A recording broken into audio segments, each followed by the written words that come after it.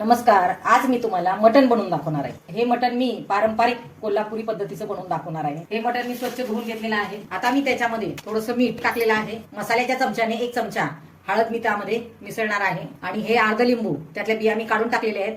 हे लिंबू मी त्याच्यामध्ये पिळणार आहे. त्याला व्यवस्थित मिसळून झालं असं झाकून ठेवायचं त्याला अर्ध्या तासासाठी. आपण अर्धा तास होईपर्यंत मसाल्याची तयारी करून घेऊया. मटणासाठी आपण हा मसाला घेतलेला आहे. लसूण सोलून घेतलेला आहे. कढीपत्त्याची थोडी पानं घेतलेली आहे. थोडी कोथिंबीर, अद्रक, कांदा आणि टॅमॅटो. कांदा आणि टॅमॅटो मी बारीक चिरून घेतलेला आहे. ह्याला मी तेलामध्ये परतून घेणार आहे. त्याचबरोबर आपण त्याच्यामध्ये थोडंसं खोबरं आणि तीळ टाकणार आहोत. आता आपण तीळ भाजून घेऊया. तीळ तडतडायला लागले की आपण तीळ काढून घेऊया. गॅसची फ्लेम मात्र माझी एकदम लो आहे. तव्यामध्ये मी थोडंसं तेल टाकलेलं आहे. त्या तेलामध्ये हे खोबरंही आपण लालसर रंगाला भाजून घेतलेलं आहे. तेही आता आपण काढून घेऊया. गॅसची फ्लेम मात्र लोच आहे. आता आपण त्याच्यामध्ये हा कांदा, त्याच्यामध्ये हा टॅमॅटो सुद्धा आपण टाकणार आहोत आणि याला व्यवस्थित भाजून घेणार आहोत. कांदा आणि टॅमॅटो आपण तेलामध्ये चांगला भाजून घेतलेला आहे. आता आपण ह्याला काढून घेऊया. आता आपण सर्व मसाला मिक्सरला लावून बारीक करून घेऊया. आपण ही टॅमॅटो आणि कांद्याची पेस्ट बनवून घेतलेली आहे. अद्रक, लसूण, कढीपत्ता आणि कोथिंबीर बारीक वाटून घेतलेला आहे. खोबरं आणि तीळ हे सुद्धा आपण बारीक वाटून घेतलेले आहे. अर्धा तास झालेला आहे. आता आपण याला उघडून पाहूया. त्याला पुन्हा परत एकदा व्यवस्थित हलवून घ्यायचंय. आता आपण ह्या मटणाला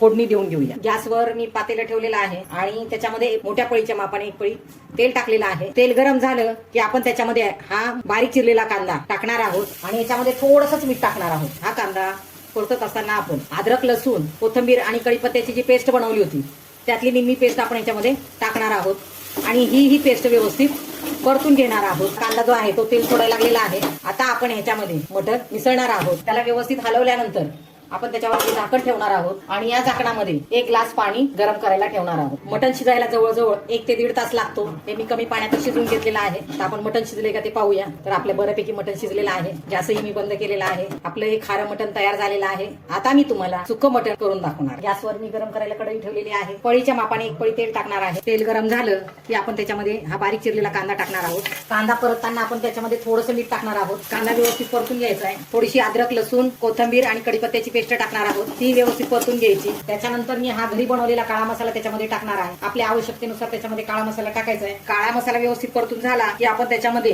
टॅमॅटो आणि कांद्याची जी ग्रेव्ही बनवली होती ती त्याच्यामध्ये व्यवस्थित टाकायची. ती व्यवस्थित परतून घ्यायची. त्या ग्रेव्हीला छानपैकी तेल सुटायला लागलेलं आहे. आता आपण सुक्या मटणासाठी जे मटण काढून ठेवलं होतं आपण याच्यामध्ये मिसळणार आहोत. त्याला व्यवस्थित हलवून घ्यायचं.